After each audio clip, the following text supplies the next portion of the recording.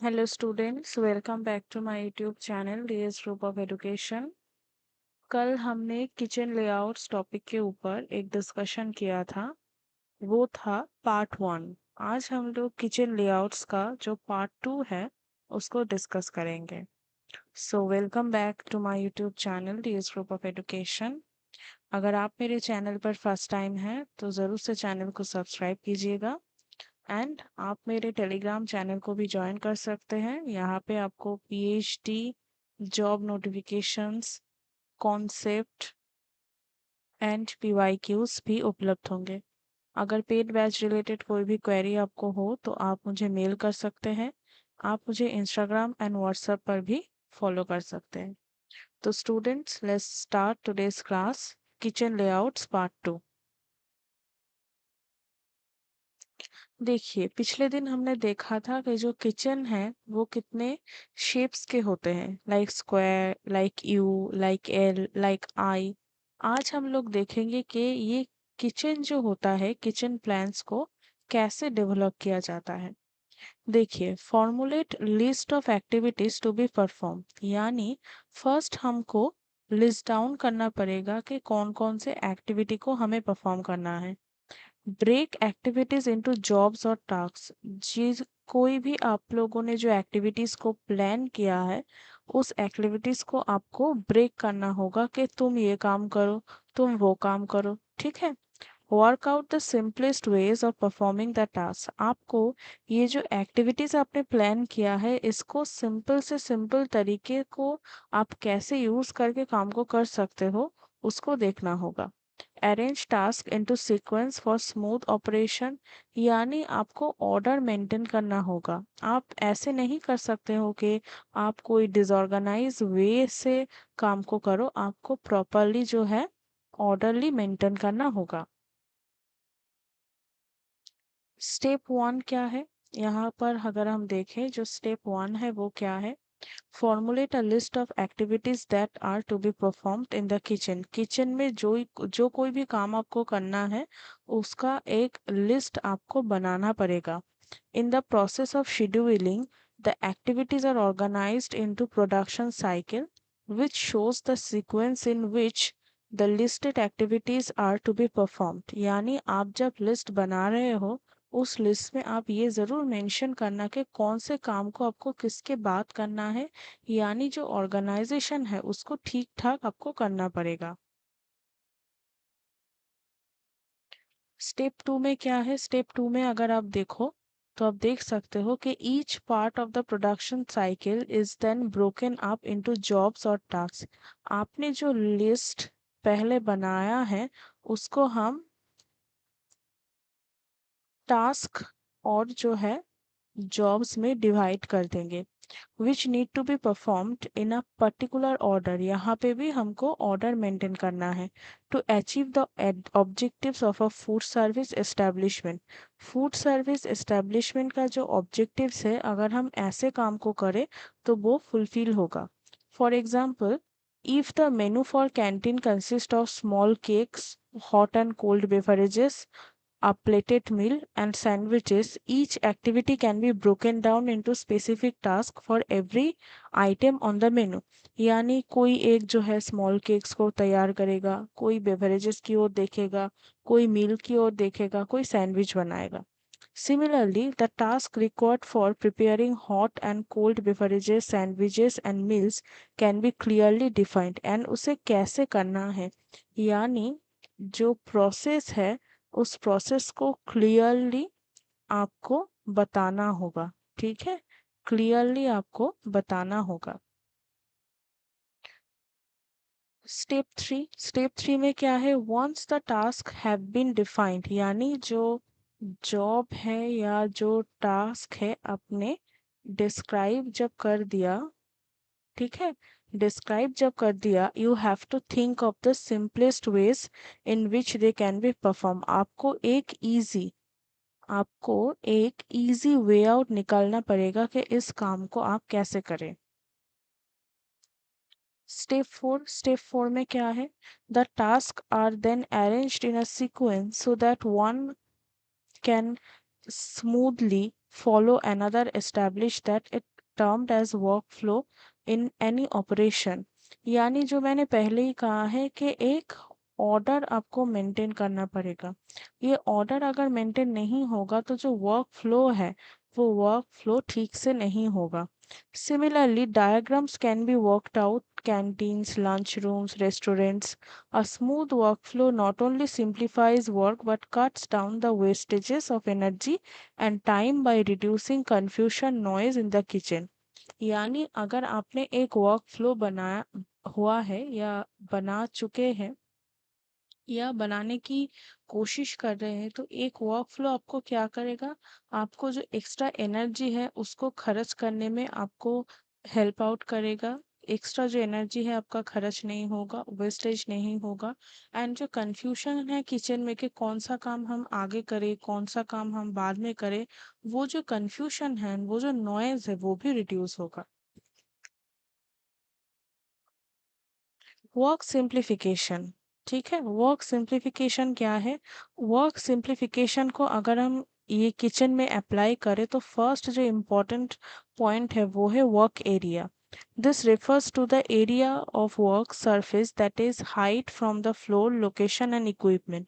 यानी work area क्या है? वर्क एरिया बेसिकली है जहाँ पे आप लोग काम कर रहे हो, एंड जो हाइट है एंड जो फ्लोर है जो लोकेशन है एंड जो इक्विपमेंट है। Working height while standing must be just below the waist line. Working height कैसा होना चाहिए?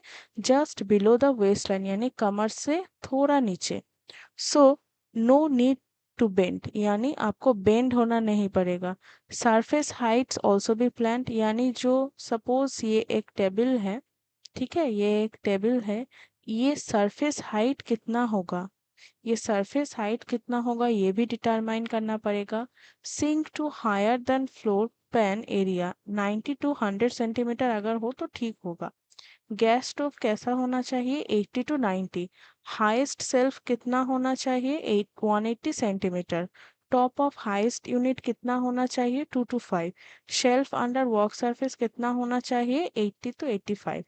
एडवांटेज क्या होगा? Avoid muscle strain. ये जो बेंड आपको कम होना पड़ रहा है इससे आपको जो मसल स्ट्रेन होगा वो कम होगा, एक्सीडेंट्स कम होंगे, फिजिकल कंफर्ट मिलेगा आपको, सोशल वेलबींग होगा एंड बेटर आउटपुट होगा।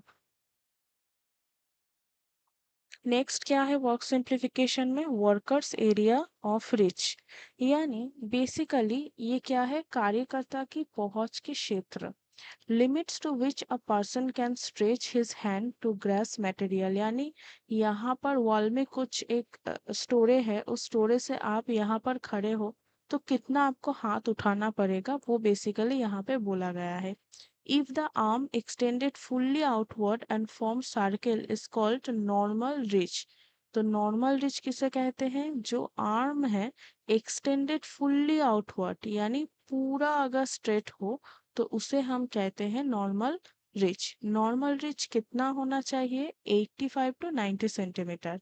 इफेक्टिव रिच कितना होना चाहिए? 145 सेंटीमीटर। मैक्सिमम रिच कितना होना चाहिए? 215 centimetre. Keep things according to the need for reach यानी रीच के अकॉर्डिंग जो चीजें हैं उसको अरेंज करना चाहिए।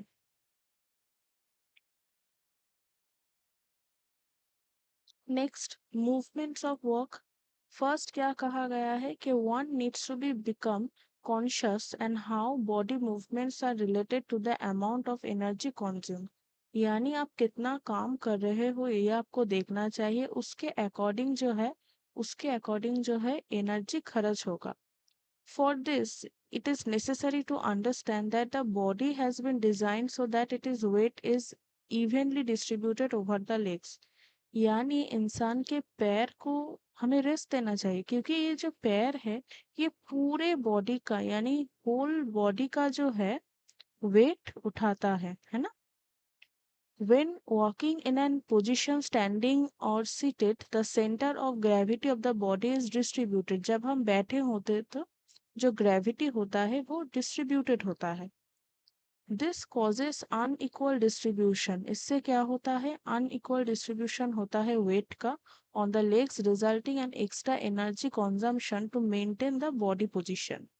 If the balance is continuously disturb, अगर ये जो बैलेंस है अगर कॉन्टिन्यूअसली ऐसे ही रहे, तो any activity muscles get tired and fatigue gets, and वो कौन सा फैटिग होता है, वो फिजियोलॉजिकल फैटिग होता है।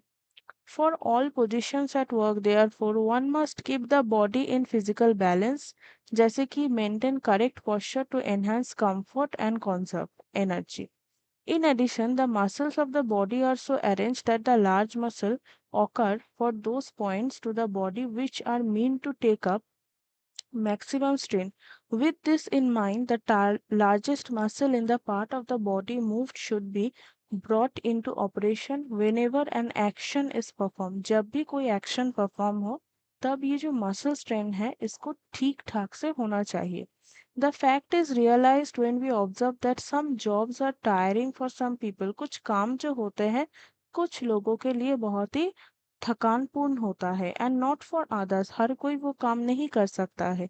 This is because some people waste their energy because of wrong posture, यानी उसको आता ही नहीं है कि वो काम कैसे किया जाए, and therefore less energy is available for the job, which consequently does not get completed as best as possible and in the shortest possible time. Developing the art of muscle coordination. Muscle coordination भी एक क्या है, एक art होता है, ठीक है.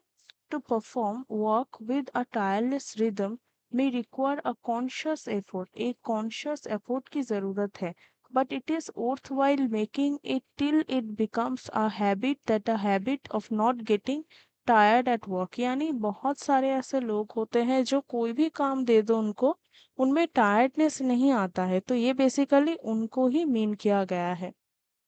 Work space, यानी जहाँ पर आप काम कर रहे हो.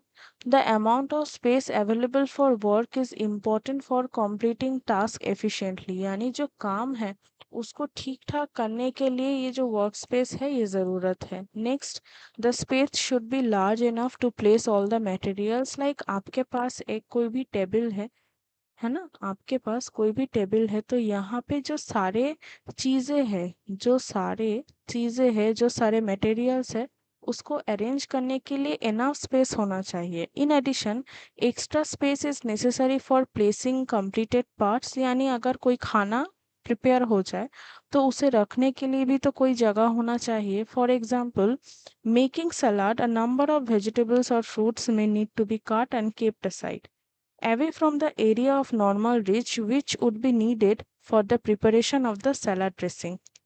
यानी आप सलाद बना रहे हो तो एक कोई सब्जी से तो वो नहीं होगा, ये एक कोई फ्रूट से तो वो नहीं होगा. लाइक आप फ्रूट सलाद बना रहे हो और वेजिटेबल सलाद बना रहे हो, तो उसके लिए बहुत सारे फ्रूट्स चाहिए, बहुत सारे वेजिटेबल्स चाहिए, तो उसको रखने के लिए प्रॉपर जगह होना चाहिए. काट के उसका जो वेस्टेज है उससे थोड़ी देर के लिए रखने के लिए टेबल पर जगह होना चाहिए. उसको सजाने के लिए भी आपको स्पेस लगेगा, तो ये सारी चीज़ें जो है वो माइंड में रहना चाहिए जब हम वर्क स्पेस को डिज़ाइन करते हैं. Finally, all the parts of the salad would have to be put together before being served. Insufficient work space will involve extra movement. क्या करता है, अगर इनसफिशिएंट वर्क प्लेस हो तो वो एक्स्ट्रा मूवमेंट देता है. In trying to go elsewhere to put away the partly or fully completed work, come back at the next activity. ठीक है.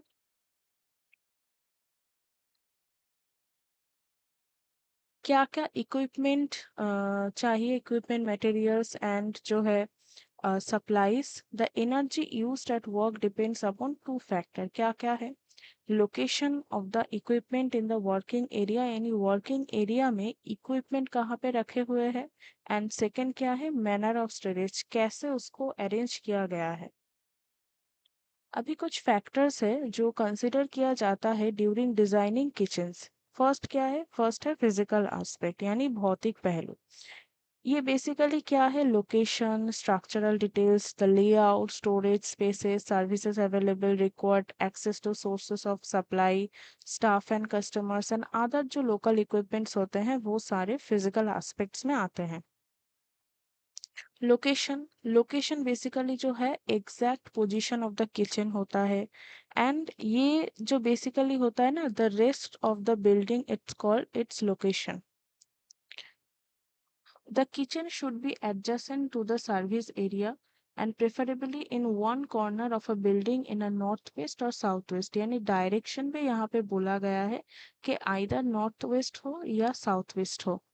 This provides two side walls for windows and free access to air and nature light. Light भी important है, air भी important है, तो उसके लिए ये जो लोकेशन है ये परफेक्ट होता है. A corner location also makes it accessible by road for purposes of receiving supplies and removal of kitchen wastage. Kitchen waste जो होता है उसे रिमूव करने के लिए ये आइडियल माना जाता है. The kitchen should be situated over ground to avoid flooding, drainage, backflow and unnecessary expenses on artificial lightning and ventilation. इन सारे चीज़ें के लिए भी जो है लोकेशन इम्पॉर्टेंट है. बेसमेंट एरिया में क्या होता है, ह्यूमिडिटी होता है. Heat of kitchens also make them prone to dampness and infestation. यानी आप कोई भी एक कॉन्जेस्टेड जगह पे, जैसे कि यहाँ पे बोला गया है कि बेसमेंट में अगर कुछ किचन का है तो क्या होता है, वहाँ पे डैम्पनेस हो सकता है, इन्फेस्टेशन हो सकता है. स्ट्रक्चरल फीचर्स में क्या आता है, स्ट्रक्चरल फीचर्स में अगर हम देखें तो बेसिकली जो drainage, electricity, gas connection, water supply, ये सब स्ट्रक्चरल फीचर्स में आता है. अभी देखिए ड्रेनेज में क्या क्या चीज़ें इंपॉर्टेंट है, अगर हम देखें तो it determines the hygiene and sanitation of the kitchen environment to a large extent. वो ड्रेनेज, अगर ड्रेनेज कमज़ोर है तो कंटामिनेशन हो सकता है फूड में, डायर कॉन्सिक्वेंसेस हो सकता है. Problems can arise drainage areas when fat gets collected in the drains. जो फैट होता है अगर वो ड्रेन्स में कलेक्टेड हो जाए, यानी वो जमा हो जाए, तो जो फ्लो होता है वो स्लो हो जाता है. All kitchens should therefore be filtered with grease traps and all drainage inlets to prevent backflow और blockage. ब्लॉकेज को हटाने के लिए भी देखना चाहिए, क्योंकि अगर ब्लॉकेज हो जाए तो क्या होगा, जो पानी है वो नहीं निकलेगा. Taking care of this aspect of drainage during the layout planning can prevent unnecessary expenses in cleaning blocked drains during the course of operation of the catering establishment. Drains should be at least 10 to 15 centimeter in diameter. Okay, ऐसा होना चाहिए. Electricity and gas points to be provided in a kitchen must be coincide with the number of equipment in the kitchen and future plans for use. क्योंकि आपको देखना होगा कि in future वो क्या हो सकता है. Provision for the installation of instant water heaters connected with the normal plumbing is quite effective. क्योंकि अगर आप जो है इलेक्ट्रिसिटी को यूज़ करके जो होता है पानी को हम लोग फ्लो करते हैं, अगर वो भी ना हो तो नॉर्मल जो फ्लो है उससे भी काम चल जाता है. Overhead water pipe should be avoided as they collect dirt and cause water of condensation to drop on the work areas. All pipes should be preferably be concealed, यानी लीकेज या ना हो. where storage tanks are necessary, they should be covered and easy to clean periodically. Kitchen flooring should be smooth and but not slippery, यानी जो tiles आप use करोगे वो ज़्यादा स्लिपरी ना हो. Hard wearing free and joints not easily damage by spillage, easy to clean, clean करने में इजी हो. एंड जो कलर हो वो प्लेन हो, डार्क प्लेन हो तो अच्छा होगा. While do not show any patches easily. Hard plaster with N emulsion finish is the most suitable, यानी अगर प्लास्टर हार्ड हो एंड उसके साथ इमल्शन किया गया हो तो वो सुइटेबल है बहुत ही. Without joint, smooth, easy to clean and does not harbour that. Ordinary emulsion paints are not washable, उसको वॉश किया नहीं जा सकता है. एंड रिमूविंग मार्क्स और स्टेन्स लीव द वॉल्स माजी. Gloss paints are washable but tend to show faults in old plaster work. But वो थोड़ा दिक्कत करता है. Any finish on ceiling should be heat resistant and not affected by steam or gases. Steam और gases से affected नहीं होता है. A plaster paint finish is more suitable through it requires frequent redoing. Gloss paints on ceilings, however, cause condensation and affect humidity in the kitchen, making conditions for work uncomfortable as also unhygienic. तो यहाँ पे अगर हम देखें कुछ factors जो है बहुत ही इंपॉर्टेंट है. एक हो गया कलर, दूसरा क्या हो गया, दूसरा हो गया वॉल टाइप, ठीक है. तीसरा क्या होगा, तीसरा अगर देखें तो वॉश कैपेसिटी. ठीक है। ये जो 3 इम्पोर्टेंट हमने देखे हैं, बहुत ही इम्पोर्टेंट फैक्टर्स हैं। वर्क सरफेसेस अगर हम देखें तो बेसिकली जहाँ पे हम लोग काम करते हैं, यहाँ पे बोला गया है कि work surfaces should be hand wearing, smooth and improvise. Stainless steel का जो है हम यूज़ कर सकते हैं, एंड लेमिनेटेड प्लास्टिक के, यानी जो फ्लोर है ना, जो फ्लोर है अगर वो लेमिनेटेड हो तो बहुत ही अच्छा होगा। हमें ये भी देखना चाहिए कि नॉट सो कॉस्टली हो, and hardwood work surface are possibly but need a lacquered finish to be practical on institutional kitchen. अगर आप घर का किचन के बारे में नहीं तो इंस्टीट्यूशनल किचन के बारे में देख रहे हो तो उसके लिए जो है lacquered फिनिश अच्छा होगा। Marble through expensive is ideal as a work surface for food preparation work because of its hard wearing and hygienic qualities as well as beauty. तो आप मार्बल यूज कर सकते हो क्योंकि उसके बहुत ही गुण हम है देख सकते हैं। लाइटिंग, देखिए लाइटिंग भी एक बहुत ही इम्पोर्टेंट फैक्टर है। किचन लाइटिंग जो होता है वो क्लीन होना चाहिए, वो प्योर होना चाहिए, वो इल्यूमिनेशन होना चाहिए, एंड जो ओवरऑल लाइटिंग है हर एक कॉर्नर में वो प्रॉपरली आना चाहिए। Sometimes hoods placed above cookers may interfere with placement of light fittings. Many types of lighting are available for use of institutional kitchens such as fluorescent, filament and mercury lamps. इनको हम institutional kitchens के लिए use कर सकते हैं। जो fluorescent lamps होता है वो बेसिकली क्या होता है, फिलामेंट एमपीएस, बिकॉज इसका जो है जो इनिशियल कॉस्ट है वो बहुत ही ज़्यादा है, इसलिए ये क्या होता है, ये हम कह सकते हैं कि कॉस्टली होता है। And the colour effect of fluorescent lighting are correlated with the temperature, colour temperature. High efficiency fluorescent tubes reaching a temperature of 3000 to 4300 K do not give particularly good color effects. ये अच्छा जो है colour effects नहीं देता है and are not recommended for use kitchens, dining और storage areas where the colour of the food could be mask. यानी जो ओरिजिनल कलर है वो कहीं ना कहीं ढक सकता है। एंड नेक्स्ट जो है, एंड जो लास्ट पॉइंट है वो है वेंटिलेशन। लाइक आपका जो किचन है वहां पे वेंटिलेशन कैसा है वो इम्पोर्टेंट है। देखिए एडिक्वेट वेंटिलेशन थ्रू विंडोज हम कर सकते हैं, ये नेचुरल वे है। Health replace oxygen, avoid fatigue and stress. अगर ऑक्सीजन डेफिशिएंसी हो जाए तो फैटिग एंड स्ट्रेस हो सकता है। Ventilators are good, vapour extract hoods are good over kitchen equipments. Chimneys are effective and ये बहुत ही यूजफुल होता है। एग्जॉस्ट फैंस जो है उसे भी यूज किया जाता है स्मोक एंड ओडर को दूर करने के लिए। So this is all for today students. I hope ये क्लास आपको अच्छा लगा होगा, एंड इस क्लास रिगार्डिंग आपको कोई डाउट है तो आप कमेंट में पूछ सकते हो। एंड अगर आपको बैच कोर्स परचेज करना है तो आप डिस्क्रिप्शन में दिए गए फॉर्म को भी फिलअप कर सकते हो। Thank you for watching. Thank you.